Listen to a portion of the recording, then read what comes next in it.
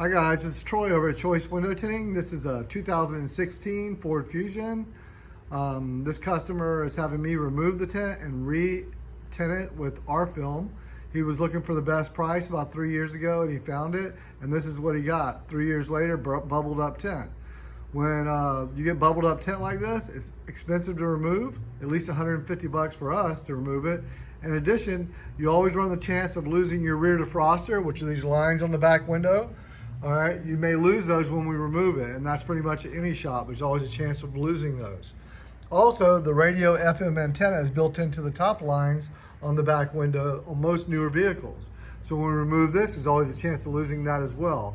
That's why we recommend that you don't go with the cheapest price. Go with somebody respectable, go with a good quality film. This is not due to the installation. A lot of people think it is. When you're driving on the road and you see cars with bubble tint, you think, oh, well, it must have been somebody did it themselves. No, it was somebody that was looking for the best price. So when you're calling around, do more than just look for the best price. Make sure you're looking for somebody that's respectable, that you trust, and ask about what type of films they offer. They should offer a good, better, best option. And evidently this is really a bad window film, and it's very, very common. I get calls on this all the time, and I get calls all the time on people looking for the best price, and as soon as I tell them my price, they hang up on me. Well, they're just looking for the best price, and this is what they're more than likely going to get. So have a good day. Just wanted to show everyone this.